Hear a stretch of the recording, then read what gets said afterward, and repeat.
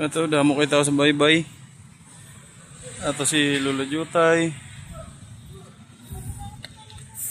Aragadayong sila sa pambot. Sila ginadayongan pahigad. And then, ang update dire is hari amo ning kinating talaudan na lang ni namon sang sang kahoy pormas para sa and then nataod kagapon ari so bali kagapon way pagalit to siya gid na fix bali giano lang to nila amo gini ang fix niya subong amo nang porma niya nan bali subong lang siya kagina sang aga na fix na siya pag-o na gid siya. And then ang ari na fix na pod siya. Para waiting na lang na siya sa buhos. Amo na yang fix. Amo na yang fix na. Nice kayo. And then ari fix na pod. Inilang po ni siya ang adlaw natapos may mga brace siya dire para hindi siya giho bisan anong bugat niya sa sulod and then atong isa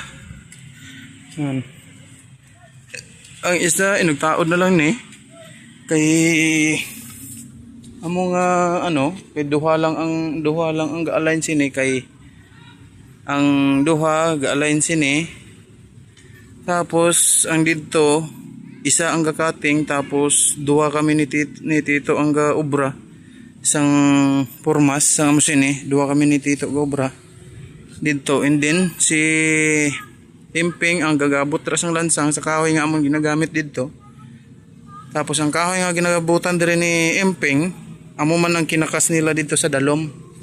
So bali ato sila ang iban ato sa dalom kay ga kakas sang kahoy, sang plywood kay parang plywood magamit namon dira kag ang kahoy. Si Emping ang gagabot tapos ginakating ni Andy kag kami gaobra ni Tito sang tatlo kami ni Andy.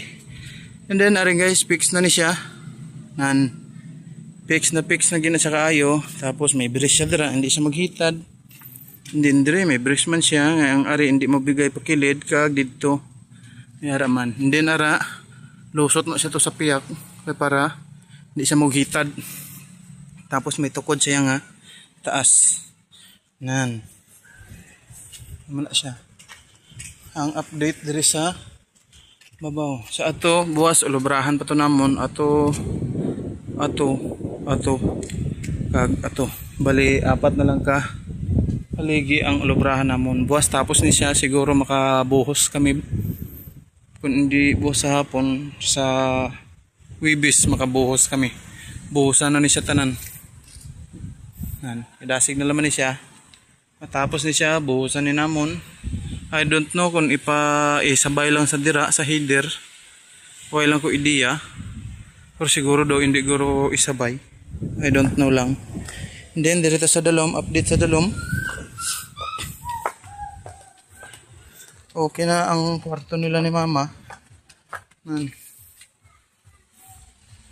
Then may suga na sa sulod.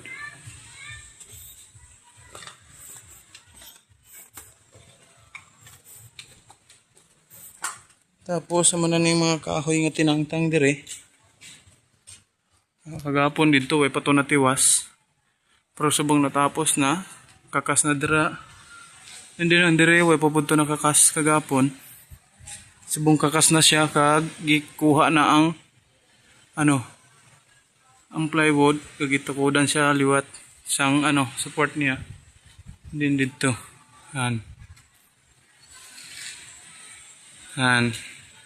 tapos andito sa piyak nakuhaan naman amo na lang yung kuluwaon ari nakuha na sa aring mga plywood amo ning gamiton namon sa babaw. Tapos ang mga kahoy dire huay na Tapos dire limpyo na po dire sa sulod. Yan. Nakuhaan na kahoy, bali ang kuluwaon naman na lang na oh. Tapos andiri sirado na sa kwarto nila ni mama. Gara na, may purtahan na po da. Baligods na siya da. Dire na sila matulog.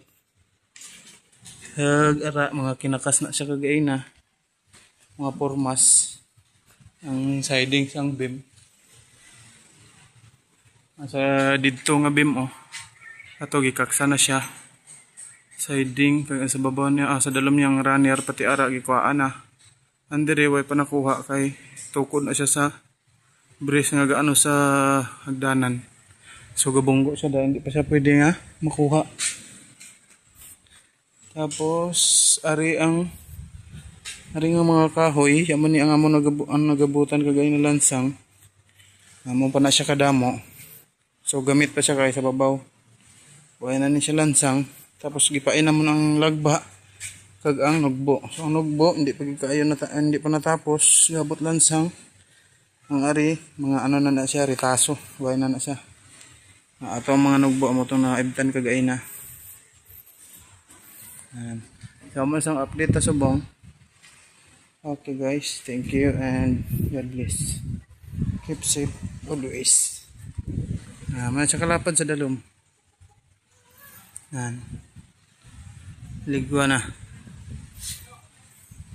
Okay, thank you.